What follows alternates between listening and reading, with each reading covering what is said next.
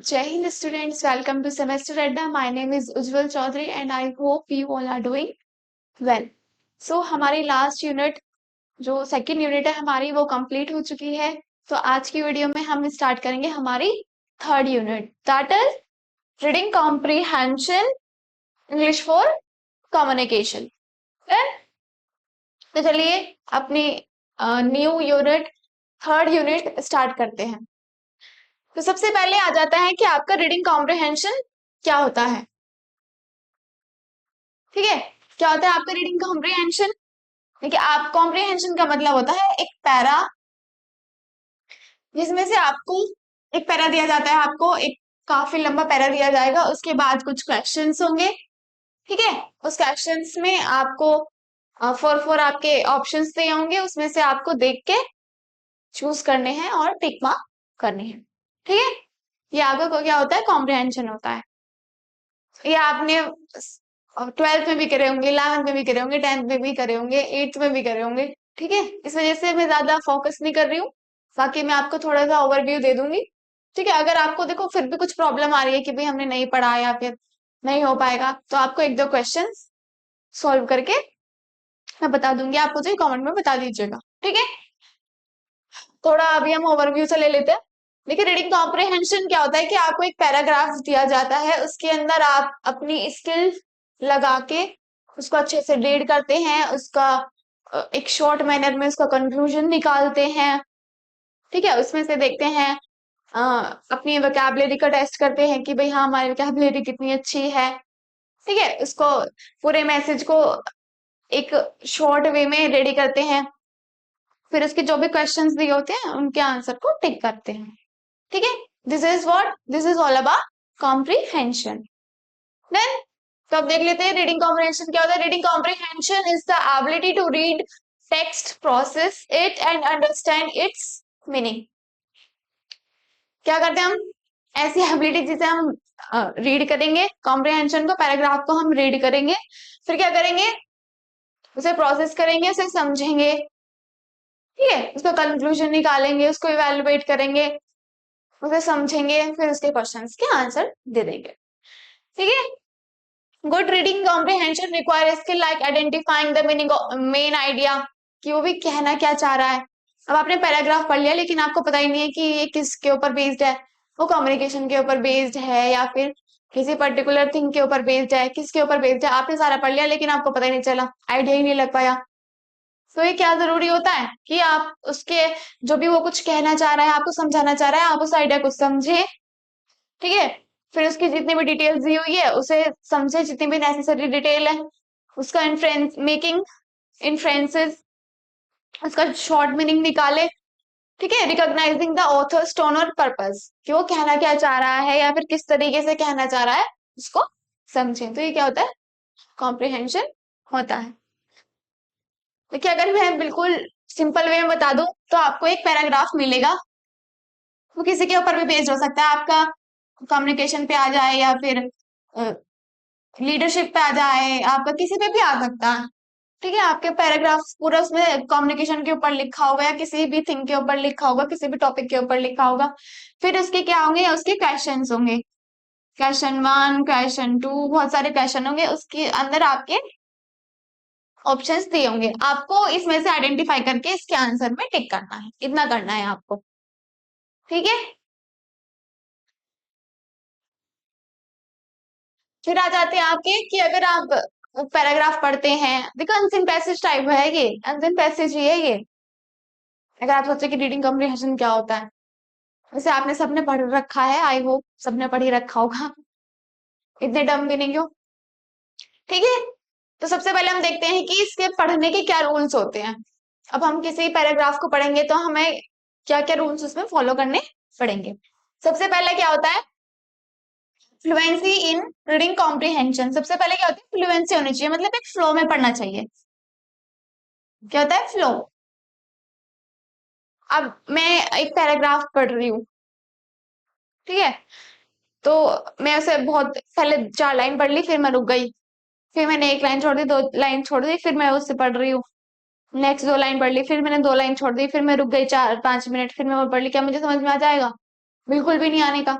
एक तो मैं छोड़ के पढ़ रही हूँ, ऊपर से थोड़ा लेट पढ़ रही हूँ, ऊपर से मेरा बिल्कुल भी फ्लो नहीं बन रहा पढ़ने का, तो क्या होगा, समझ में नहीं आने का। जब हम उसे फ्लो में रखेंगे, एकदम 1 to 1 लाइन पढ़ेंगे, समझेंगे उसे, तभी तो वो समझ में आएगा, हम उसे फ्लो में पढ़ेंगे। ठीक है, तो सबसे पहले रूल यही होता है कि हमें वो क्या करना चाहिए, फ्लो में पढ़ना चाहिए। नेक्स्ट आता है आपका परफेक्ट वोकैबुलरी। जो आपकी वोकैबुलरी है वो बहुत परफेक्ट होनी चाहिए। सपोज इसमें कुछ भी ऐसा वर्ड लिखा हो जो आपको आना चाहिए लेकिन आपको नहीं आता, तो आपके अपनी वोकैब को सुधार के उसको क्या कर सकते हैं, समझ सकते हैं। क्योंकि ऐसे बहुत सारे वर्ड आ जाते हैं जिसे हमें नहीं पता होता उसका मतलब, नहीं पता होता। अब ये वर्ड देख लो, कोहेंशन। कोहेंशन का मतलब आपको पता है? नहीं पता। तो ये सब चीजें क्या होती है, आपको पढ़ने से ही आएंगी। अब अपनी डिक्शनरी में पढ़िए या फिर वोकैबुलरी की एक बुक मंगा लीजिए, उसमें क्या होगा, आपकी डे टू डे लाइफ में भी बहुत अच्छी काम आएगी, आपके किसी इंटरव्यू में जाएंगे उसमें भी अच्छी काम आएगी। आपके इस क्वेश्चन पेपर में अगर आपका रीडिंग कॉम्प्रिहेंशन आ गया, उसमें भी हेल्प करेगी। तो अपनी वोकैबुलरी को इम्प्रूव करना चाहिए। तो देखिए, अगर वर्ड, यही वर्ड समझ लो, कोहेंशन, आपको किसी को पता है कि कोहेंशन का क्या मतलब होता है? नहीं पता, क्योंकि हमने पढ़ा ही नहीं हुआ, हमारी वोकैबुलरी इतनी अच्छी नहीं है। लेकिन इसका मतलब होता है कि एकजुटता, एकजुटता। ठीक है, तो वोकैबुलरी आपकी अच्छी होनी चाहिए। बुक्स पढ़िए या फिर न्यूज़पेपर पढ़िए या ऐसे वोकैबुलरी की बुक मंगा लीजिए, डिक्शनरी पढ़िए। इससे क्या होगी, आपकी वोकैबुलरी इंप्रूव होगी। नेक्स्ट आपका सेंटेंस कंस्ट्रक्शन एंड कोहेंशन। सबसे पहले तो अगर कुछ सेंटेंस कुछ ज्यादा बहुत लेंथी हो रहा है आपका, या फिर बहुत ज्यादा बड़ा सा हो रहा है, या फिर कह सकते हैं आप समझ में कम ही आ रहा है, तो क्या करें कि अपनी लैंग्वेज में से बना लें।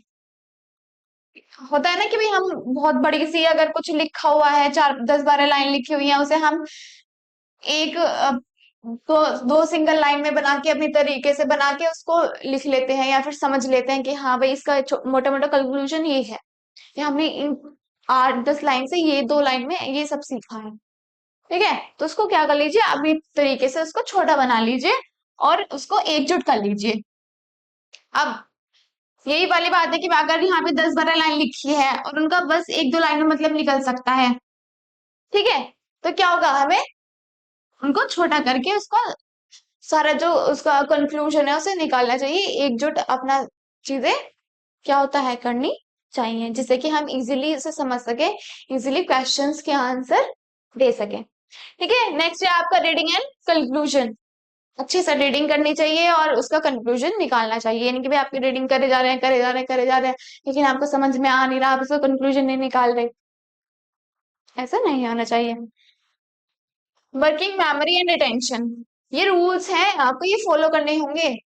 अगर अगर आप कोई भी कॉम्प्रिहेंशन या आंसर पैसे सोल्व कर रहे हैं, तो आपको ये सब दिमाग में रखना है। ठीक है, वर्किंग मेमोरी एंड रिटेंशन, आपकी मेमोरी भी बहुत अच्छी होनी चाहिए और पूरे फुल अटेंशन से उसे पढ़ना चाहिए। सपोज मेरा टेंशन नहीं है, मेरे दिमाग कहीं और है, और मैं उसे पढ़े जा रही हूँ, पैराग्राफ को मैं पढ़े जा रही हूँ, फिर मुझे उसके क्वेश्चन के आंसर भी देने हैं। अब मैं उसको पढ़े जा रही हूँ, मेरा दिमाग है नहीं पढ़ने में, तो मुझे समझ में आ जाएगा? बिल्कुल भी नहीं आएगा। ऑब्वियस सी बात है। तो मेरा वहां पे दिमाग ही नहीं है, या फिर मैं उसे समझना ही नहीं चाह रही हूँ, मेरा अटेंशन ही नहीं है वहां पे, कहीं और मेरा माइंड चल रहा है, तो कैसे समझ में आ जाएगा? नहीं आ पाएगा। तो क्या होगा, प्रॉपर अटेंशन वहां पे देनी पड़ेगी, तभी आपको वो समझ में आएगा। वर्किंग मेमोरी, अब आपने पैराग्राफ तो पूरा पढ़ लिया और समझ भी लिया, एट द एंड आप क्वेश्चन करने चले, लेकिन आप वहां पे भूल गए कि भाई क्या लिखा था, पता नहीं, मतलब मुझे समझ में नहीं आया क्या है, या मैं वहां पे कुछ था तो मैं भूल गई। ठीक है, तो क्या हो गया, आपकी मेमोरी भी बड़ी शार्प होनी चाहिए। बादाम वादाम खाओ, मेमोरी शार्प करो। ठीक है, रिकॉर्डिंग द रीडिंग कॉम्प्रिहेंशन।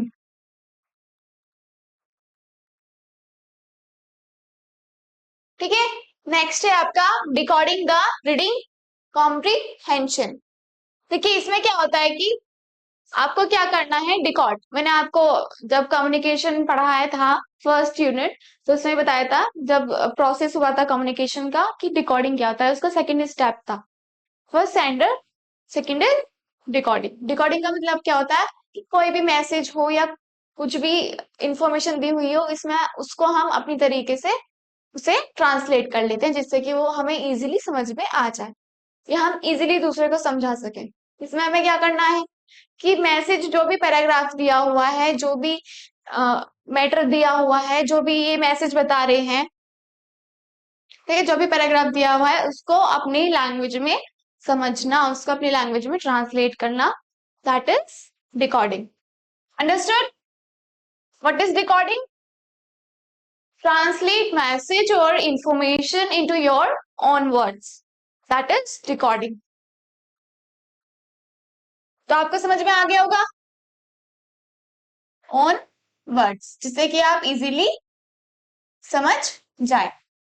ठीक है, आई होप आपको समझ में आ गए होंगे सारे रूल्स। क्या क्या रूल्स होते हैं, आपकी वोकैबुलरी बहुत अच्छी होनी चाहिए, जिससे कि आप अगर कोई भी हार्ड वर्ड आ जाए या फिर ऐसे वर्ड्स होते हैं कि नहीं आ पाते, नहीं आते समझ में एक दो वर्ड, तो आप अपनी वोकैबुलरी इतनी अच्छी करिए कि आप इजीली उसमें समझ जाए। सेंटेंस बनाइए, उसको इकट्ठा कीजिए, ये नहीं कि भाई यहाँ ये लाइन पढ़ ली, ये लाइन पढ़ ली, ये भी लाइन पढ़ ली, वहां पे कुछ और लिखा था, वहां पे कुछ और लिखा था, हम इसको समराइज ही नहीं कर पा रहे। ठीक है, तो पर्पज, उसको जो भी कुछ पर्पज है उसको मिला विला के अपना इजीली उसको समझ जाए। फिर आपका रीडिंग एंड कंक्लूजन, आपने पढ़ तो लिया, रीडिंग रीडिंग अच्छी होनी चाहिए सबसे पहले तो। फिर आपका कंक्लूजन, उसका कंक्लूजन भी निकालिए कि वो कहना क्या चाह रहा है। ऐसा तो पूरा ऐसा लिखा होगा लेकिन हम उसको कंक्लूजन नहीं निकालेंगे भाई कहना क्या चाह रहा है या फिर क्या समझाना चाह रहा है, तो हम इजीली उसको सॉल्व नहीं कर पाएंगे। देन मेमोरी आपकी बड़ी शार्प होनी चाहिए, जिससे कि आप अगर क्वेश्चन तक पहुंच जाए, आपने पढ़ लिया, पढ़ के आप क्वेश्चन पे आ गए कि भाई चलो अब टिक करते हैं आंसर क्या क्या है, ऑप्शंस आपको मिले हुए हैं, आप भूल जाए, फिर आप दोबारा पढ़ेंगे, फिर आप फिर उसे भूल जाएंगे। ठीक है, तो ये रिपीटेशन ना हो इसलिए अपनी मेमोरी काफी शार्प रखनी चाहिए, अटेंशनली पढ़ना चाहिए, बिल्कुल एक अपना माइंड एकदम एक्टिवली प्ले करना चाहिए जब भी हम कॉम्प्रिहेंशन को पढ़ते हैं। रिकॉर्ड मैसेज को अपने वर्ड्स में ट्रांसलेट करें जिससे कि हमें इजीली समझ में आ जाए। Last one is fluency in reading comprehension, एक फ्लो में पढ़ना चाहिए, एक रिदम में पढ़ना चाहिए। किसमें? फ्लो में पढ़ो, रिदम में पढ़ो, जिससे कि आपको इजीली समझ में आ जाए, आपका दिमाग उधर उधर ना भटके, या आप प्रॉपर क्वेश्चंस के आंसर दे सकें। So this is what this is all about reading comprehension rules. I hope समझ में आ गया होगा, कुछ प्रॉब्लम तो नहीं है। आपका नेक्स्ट टॉपिक स्टार्ट करें, आपकी थर्ड यूनिट का सेकंड सब पॉइंट है आपका, that is professional development of technicians. ठीक है, टेक्नीशियन कौन होते हैं? कौन होते हैं technician? Technician is a person who taking a knowledge of technical items, जैसे टेक्निकल आइटम्स की नॉलेज है या फिर उस पर काम करता है या उसकी सर्विसिंग करता है, उसे ठीक करता है। ठीक है, वो कौन होता है? टेक्नीशियन होते हैं। ठीक है, जो टेक्निकल आइटम पे काम करते हैं, उनकी सर्विसिंग करते हैं, उन्हें यूज करते हैं, उन पे काम करने में एक्सपर्ट होते हैं। ठीक है, क्या होते हैं? वो हमारे टेक्नीशियन होते हैं। अब टेक्नीशियन का हम डेवलपमेंट कैसे कर सकते हैं प्रोफेशनली? क्वेश्चन तो यही है कि भाई टेक्नीशियंस जो होते हैं उनका हम डेवलपमेंट कैसे करें प्रोफेशनली। ठीक है, अगर हम बात करें तो टेक्नीशियन तो अपने काम पे लग चुके हैं या फिर वो काम अभी कर ही रहे हैं। ठीक है, अब वो जो काम कर रहे हैं, जैसे सपोज मैं सीएस इंजीनियर हूँ, उससे समझिए आप, मैं सीएस इंजीनियर हूँ, मैं बन गई हूँ कोडिंग सीख के। अब मुझे अपना और डेवलपमेंट करना है। ठीक है, मैं प्रोफेशनल तो बन चुकी हूँ, मैं सीएस इंजीनियर तो बन चुकी हूँ, प्रोग्रामर तो बन चुकी हूँ, लेकिन अब क्या करना है मुझे? और अच्छे से अपने आप को डेवलप करना है, और भी डेवलप करना है, मुझे यहीं पे नहीं रुकना। तो मैं और क्या क्या सीखूंगी? मैं नई नई लैंग्वेजेस सीखूंगी, मैं पाइथन सीखूंगी, मैं जावा सीखूंगी, नई नई ट्रिक्स सीखूंगी। तो क्या होगा? जिससे मेरी और स्किल डेवलप हो या मैं और इंप्रूव करूं। ठीक है, तो ये सब की चीजें क्या होती हैं? Professional development. जब हम किसी काम को कर रहे हैं, जैसे टेक्नीशियंस होते हैं, टेक्नीशियन कुछ भी काम कर रहे हैं, जैसे कि कोई मशीन पे काम कर रहा है, एक मशीन पे वो काम कर रहा है, उसको सर्विसिंग कर रहा है या उसे ठीक कर रहा है, उसकी रिपेयरिंग कर रहा है, जो भी कुछ कर रहा है, ठीक है। अब उस मशीन पे तो काम कर रहा है, लेकिन अब क्या है, उसे और करना है, और भी उसे कुछ बेहतर करना है, या फिर उसमें ही उसे और एक्सपर्ट होना है, या उसमें भी उसे नई नई स्किल सीखनी है, ठीक है। तो उसमें क्या होगा, उसको, वो कैसे अपना आप खुद को डेवलप करे, या फिर कैसे उसको डेवलप कर सकते हैं। तो this is all about professional development of technician, ठीक है। अब इसमें एक इंपॉर्टेंट चीज ये भी है कि अगर वो सीएस इंजीनियर है, तो वो नहीं कि वो अपनी फील्ड चेंज कर लेगा तब जाके वहां पे अपने आप को डेवलप करेगा, नहीं। प्रोफेशनल डेवलपमेंट का यही मतलब होता है कि अगर मैं सीएस इंजीनियर हूं तो मैं उसी फील्ड में अपने आप को और ऊपर लेके जाऊंगी, ना कि मैं सीएस इंजीनियर तो बन गई, अब मैं मैकेनिकल भी बनूंगी, अब मैं इलेक्ट्रिकल भी बनूंगी, अब मैं आ, और भी बनूंगी, कंस्ट्रक्शन के जो इंजीनियर होते हैं अब मैं उसमें भी जाऊंगी, नई नई फील्ड में करूंगी, नहीं, अपनी ही फील्ड में और ऊंचा और बेहतर और अच्छी स्किल्स को सीखना, यही होता है आपका डेवलपमेंट, ठीक है। अब इसके एक डेफिनेशन देख लेते हैं। Professional development refers to continuing education. देखिए मैंने क्या बताया है आपको, कंटिन्यूइंग एजुकेशन। आप बन तो गए हैं, लेकिन आप फिर भी अपनी एजुकेशन को कंटिन्यू करना चाहते हैं, ठीक है। या फिर career training, after a person has entered the workforce in order to help them develop new skill, stay up to date on current trend and advance their career. तो क्या होता है, प्रोफेशनल डेवलपमेंट वो होता है कि आप अपनी एजुकेशन को कंटिन्यू रखें, या फिर ट्रेनिंग ले, ट्रेनिंग भी ले। अगर आप वर्क प्लेस पे चले गए, सपोज मैं सीएस इंजीनियर बन चुकी हूँ, मैं अपनी वर्क प्लेस पे चली गई वहां काम करने के लिए, मेरा प्लेसमेंट हो चुका है, मैं अपने काम पे जा चुकी हूँ, लेकिन अभी भी मैं स्टॉप नहीं हुई हूँ, मैं अभी भी पढ़ रही हूँ। बीटेक मैंने कर ली, अब मैं एमटेक भी करूंगी, जॉब भी कर रही हूँ, एमटेक भी कर रही हूँ, प्लस मैं ट्रेनिंग भी ले रही हूँ, ठीक है। उससे इन सब चीजों से क्या होगा, मेरी स्किल और बढ़ेगी, मैं और बहुत अच्छी इंजीनियर बन जाऊंगी। देन समझ में आ रहा है क्या होता है। अब इन सब चीजों से क्या होता है, अब मैं आप अगर अपनी और स्टडी नॉलेज को बढ़ाऊं, या फिर मैं और ट्रेनिंग लूं, तो इन सब चीजों से क्या होता है, एक तो हम ऑब्सलीट नहीं होते। ऑब्सलीट का क्या मतलब होता है, जब एक इंसान कुछ टाइम बाद मार्केट से गायब हो जाता है। अब सीएस इंजीनियर को तो नई नई टेक्नोलॉजी से डील करना ही पड़ेगा।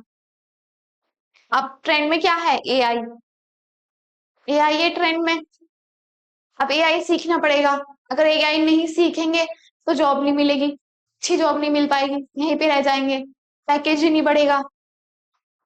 तो क्या हुआ, ये सबसे अच्छा एग्जाम्पल है कि आप, एआई आ चुका है, अब जो सीएस इंजीनियर हैं सारे के सारे, उन सबको एआई सीखना ही पड़ेगा, नहीं तो वो मार्केट में नहीं रह पाएंगे, उनकी जॉब रिस्ट्रिक्ट हो जाएगी, या फिर चली ही जाएगी, या फिर ऊपर तो जा ही नहीं पाएंगे। तो ये सब चीजें क्या होती हैं कि ट्रेंड में रहने के लिए हम सीखते हैं, अपनी नॉलेज और बढ़ाते हैं, या फिर नई नई अपनी स्किल डेवलप करते हैं, ठीक है। या फिर अपने करियर को एडवांस बनाने में, कि भाई मुझे तो और बहुत अच्छा करना है और पैसा कमाना है, या फिर समथिंग लाइक दैट, ठीक है। तो ये सब चीजें क्या होती है, किसी भी टेक्नीशियन को डेवलप करने में हेल्प करती हैं। देन या तो ट्रेनिंग कह लो, या फिर एजुकेशन, और नई नई एजुकेशन लो आप उसमें। देन आई होप समझ में आ गया होगा। जब टेक्नीशियन अपने काम पर तो चले जाते हैं, लेकिन उसके बाद भी वो पढ़ रहे होते हैं, या फिर ट्रेनिंग ले रहे होते हैं, या नए नए कोर्स करते हैं, सर्टिफिकेट लेते हैं, जिससे कि वो अपने काम में और बेहतर हो सके, अपने काम में कुछ अपडेट ला सके, ठीक है, अपनी नई नई टेक्नोलॉजी के साथ काम कर सके। ये नहीं कि भाई अब एआई टूल्स आ गए, या फिर एआई का ईरा आ चुका है, आगे आगे तो काफी एक्सपेंड होने वाला है, बहुत बड़े लेवल पे एक्सपेंड होगा एआई का। काफी सीएस इंजीनियर्स जो है वो काफी डाउनफॉल फेस करेंगे, बाकी जो अभी एआई में कर रहे हैं उनके लिए काफी अच्छा है, एआई सबसे बढ़िया है। ठीक है। तो ये क्या होता है कि अपने एक तरीके से आप अपने आप को स्टॉप नहीं कर सकते।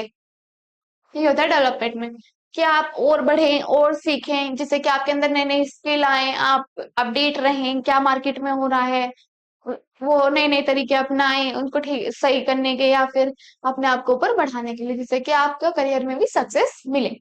ठीक है। In simple word, gaining new skill through continuing education and career training after entering work place.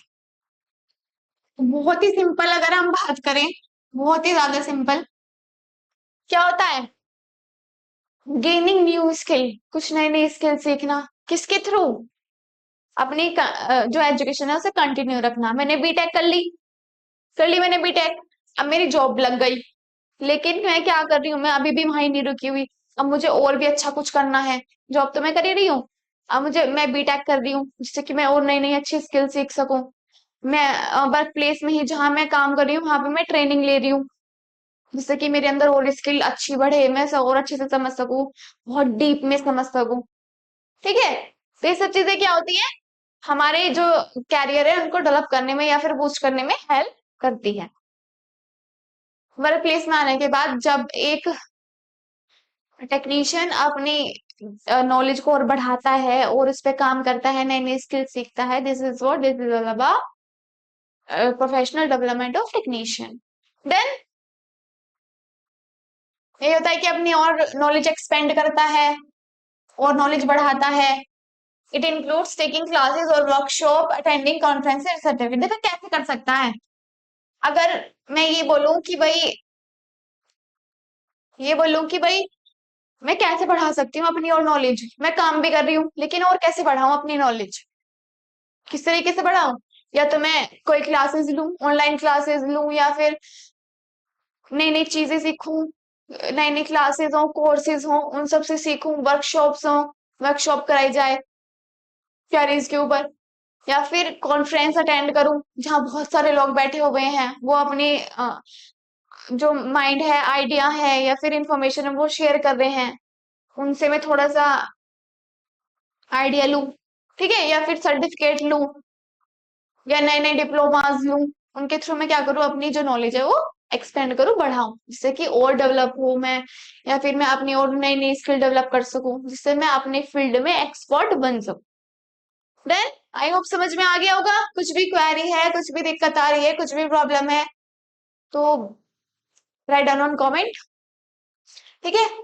अब इसमें बात करते हैं कि किन किन तरीके से या फिर किन किन वेज से, ऐसे कौन से वेज होते हैं जिनके थ्रू एक टेक्नीशियन अपनी जो प्रोफेशनल लाइफ है या फिर अपने प्रोफेशनल वे को डेवलप कर सकता है। देन तो ऐसे कौन कौन से तरीके होते हैं, देखिए ज्वाइंट वर्किंग ग्रुप।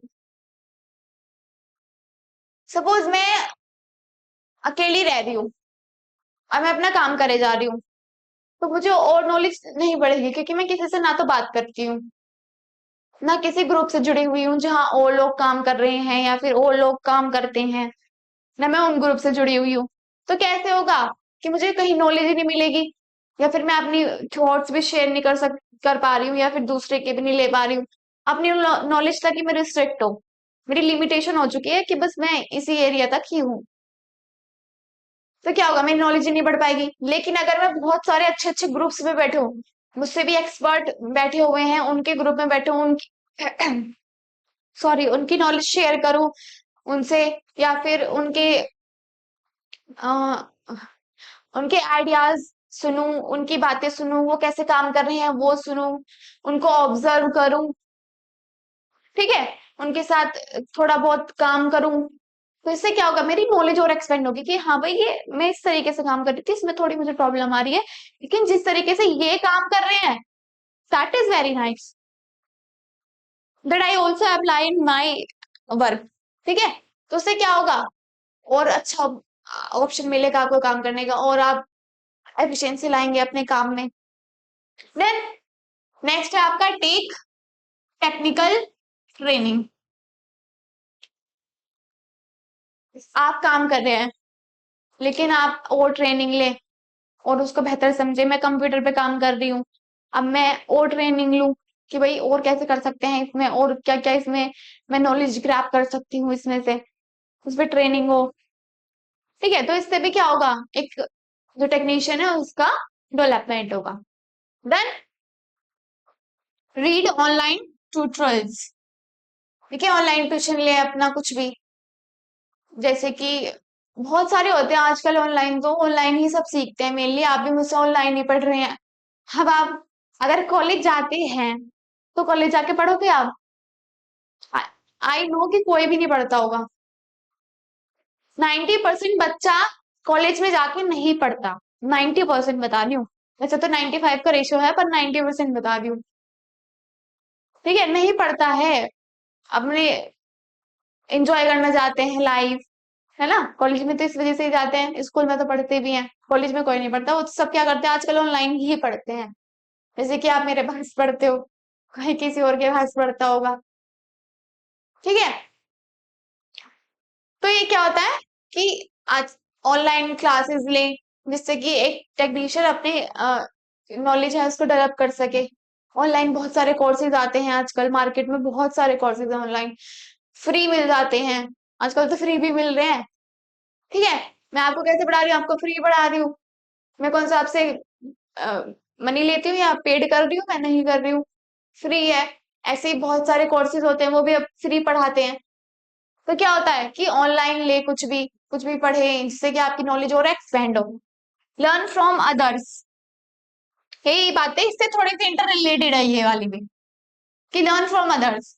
अपने आप या फिर अपने एरिया को इतना लिमिट ना रखें उसकी, एक लिमिटेड एरिया में ना रहें। दूसरों से बात करें, दूसरों के समझे, दूसरे का काम समझें, वो किस तरीके से करता है। सपोज मैं कोई काम बहुत हार्ड वे में कर रही हूँ, लेकिन उसी सामने वालों को ट्रिक पता है कि हाँ इस काम को इतना इजी वे में कभी करा जा सकता है, तो मैं अपना वो तो 3 घंटे लगा के मैं उस काम को कर रही हूँ, लेकिन वो 1 घंटे में वो काम कर देता है।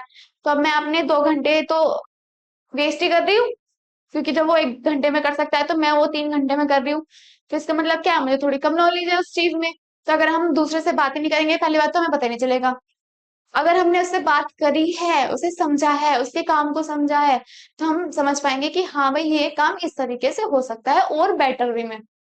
तो क्या हुआ, उससे उसकी नॉलेज एक्सपेंड हुई, उसने उससे नई नई चीजें सीखी। तो दूसरों से बात करने में यही तो होता है। कहते हैं ना कि भाई दूसरों से बात करना चाहिए, उसकी समझना चाहिए, अपनी इतनी नहीं बतानी चाहिए, दूसरों की ज्यादा समझनी चाहिए। कभी तो कहते हैं कि बातों को गुनना चाहिए, समझना चाहिए सामने वाला कहता क्या है। ठीक है, इन सब चीजों से ऑब्जर्व करनी चाहिए चीजें।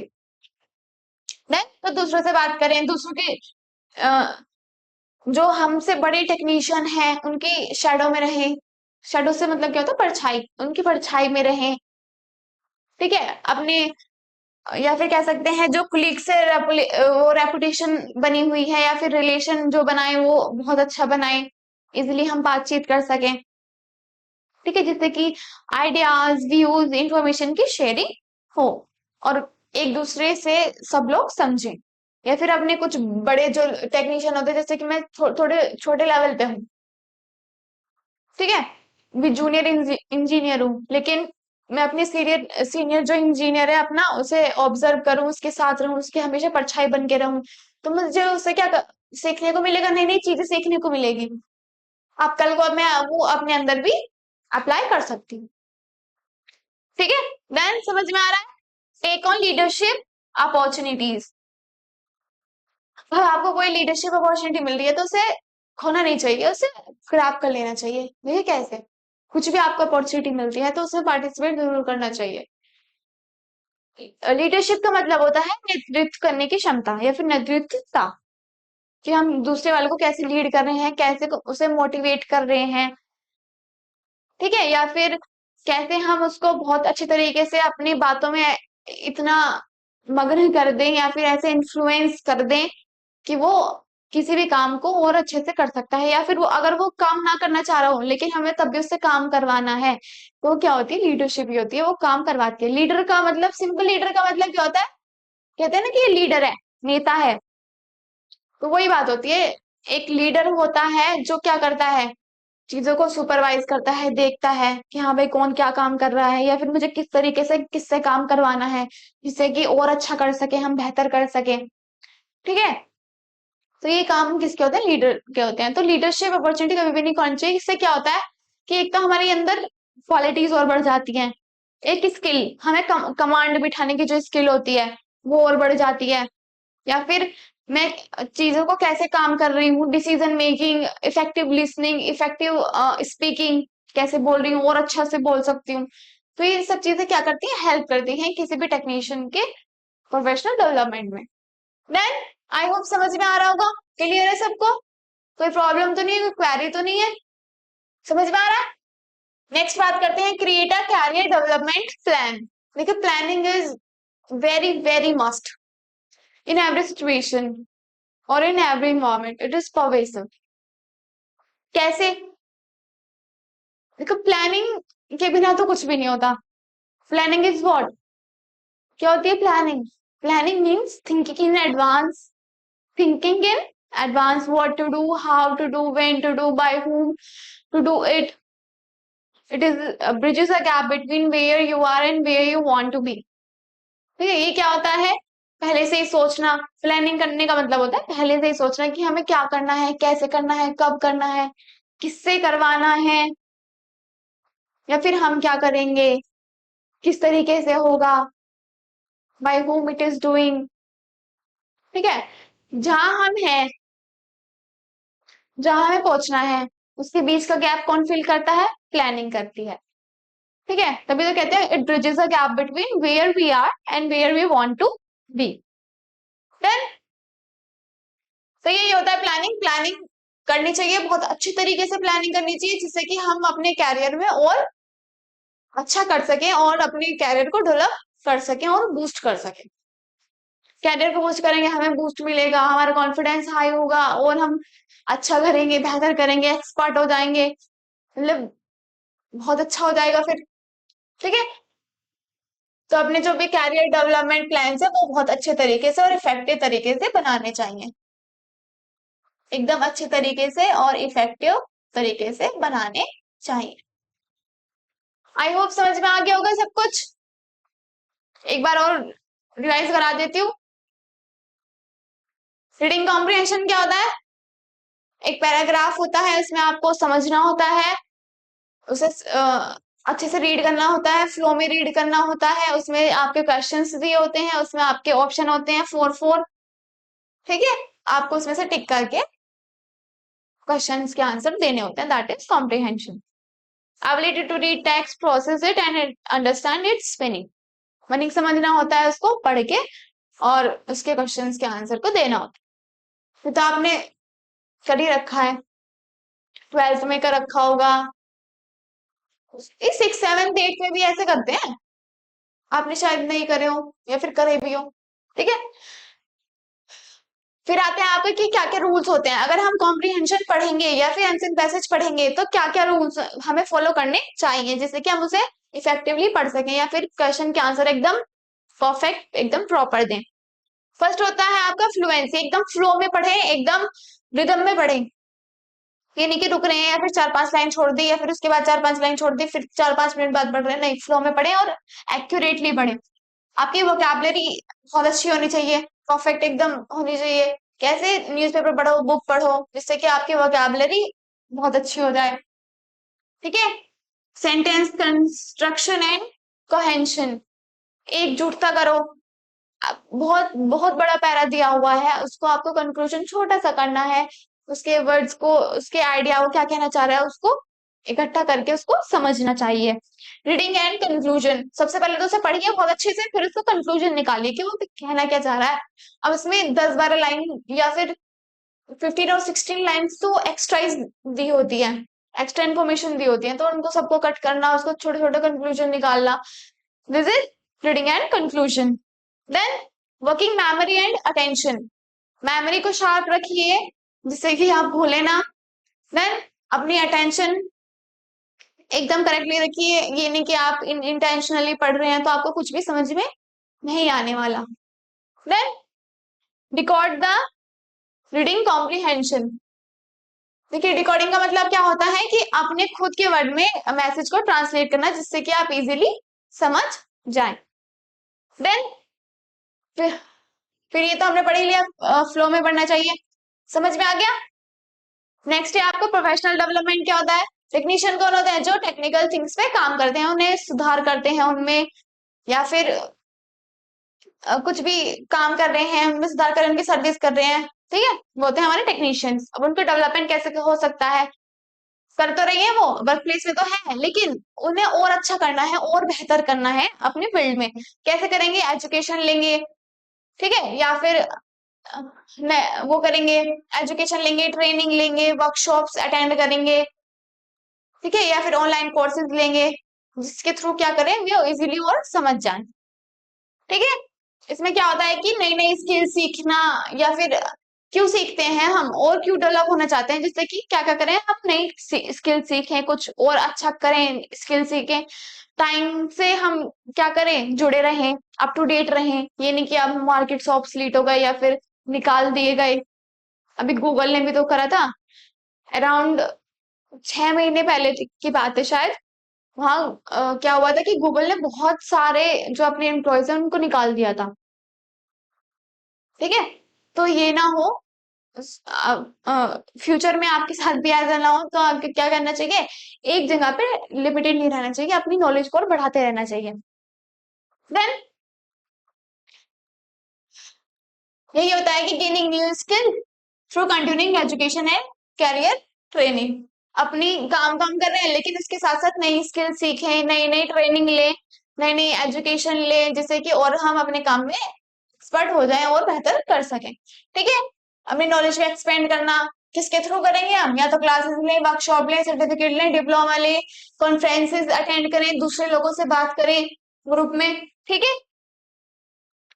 अब हम बात करेंगे प्रोफेशनल डेवलपमेंट ऑफ टेक्नीशियन में, कि हम कैसे एक टेक्नीशियन को प्रोफेशनली डेवलप कर सकते हैं, किन किन चीजों से, किन किन तरीकों से।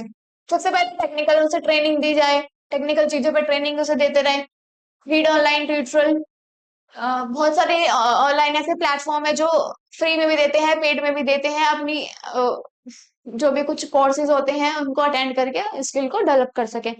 फिर आपका लर्न फ्रॉम अदर, दूसरे लोगों से सीखें, अपने सीनियर से सीखे, उनकी शेडो में रहे, उनकी परछाई में रहे, उन्हें देख देख के सीखे, ठीक है, या फिर कुलीग से भी बात करते हैं रहे, क्योंकि किसी को कुछ किसी चीज की ज्यादा नॉलेज अच्छे से होती है, किसी को कम होती है, किसी को एक्स्ट्रा कुछ चीज किसी को ज्यादा आ जाती है, किसी को कम रह पाती है।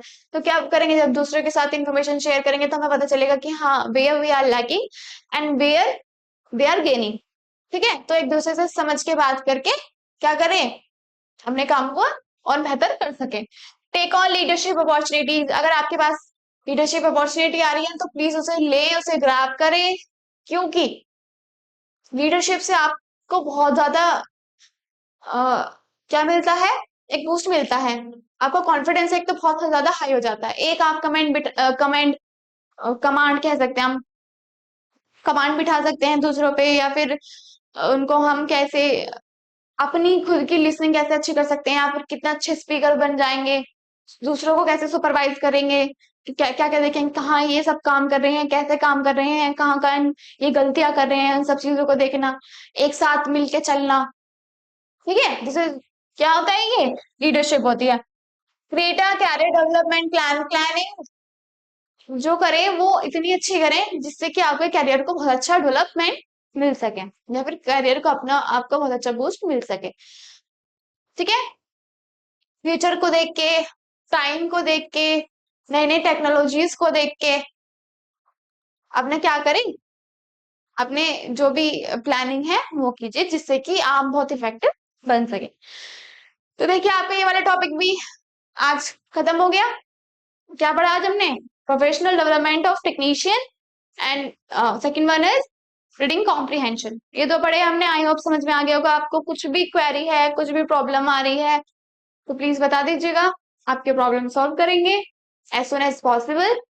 और मिलते हैं हमारी नेक्स्ट वीडियो में, तब तक के लिए जय हिंद, take care of your self and bye bye.